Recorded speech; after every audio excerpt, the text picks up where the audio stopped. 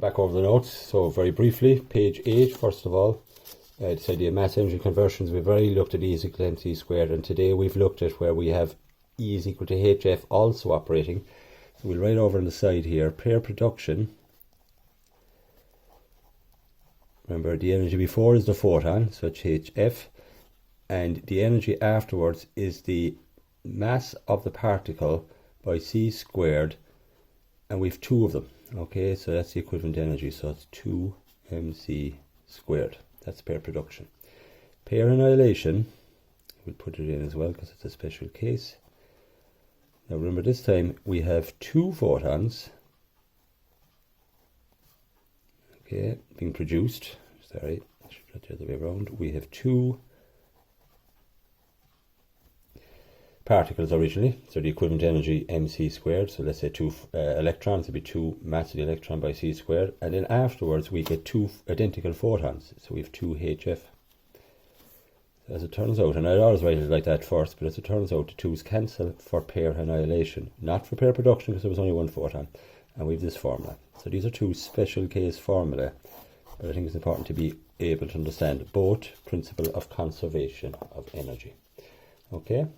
Right, let's move forward then to, I think, the second last, not the last page, but the previous two pages. So I think page 13.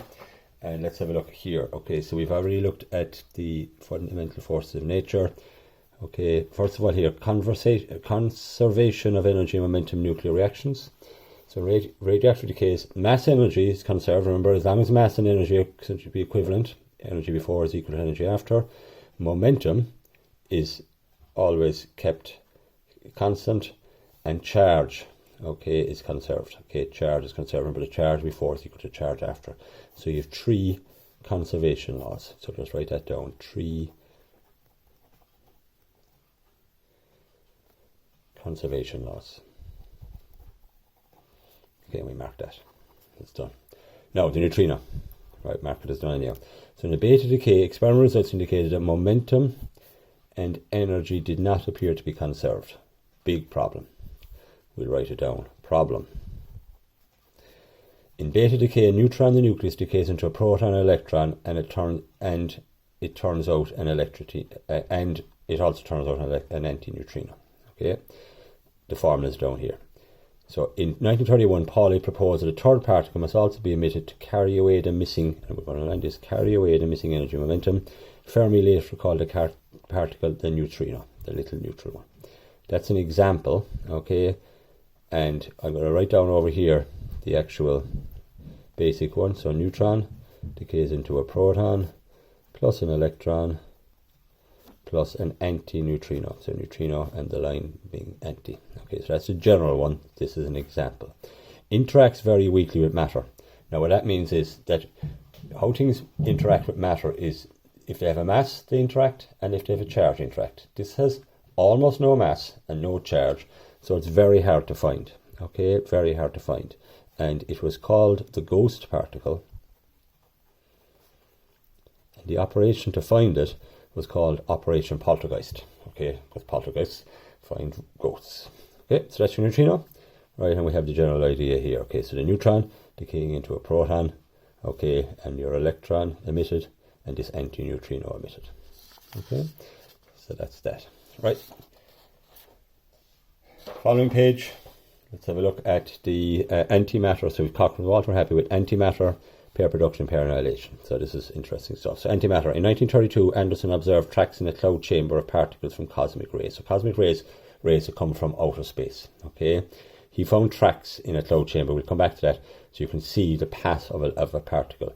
The important thing is he found particles similar to the electron, but with a positive charge. Same mass and charge, but the charge had an opposite sign. It was an antiparticle. Okay. Now, same charge. This catches people out. It has the same charge, the same size of the charge. Okay, but a different. So same magnitude. Okay, different sign. Okay. The positron, the antiparticle electron was called. Each particle has its own antiparticle. So we've already come across the neutrino and the antineutrino. So you can have protons and antiprotons. Okay. You can have an elephant and an anti-elephant.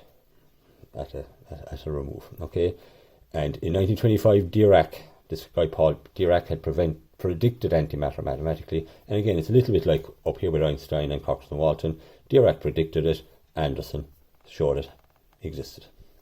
So that's antimatter in general, so we mark that.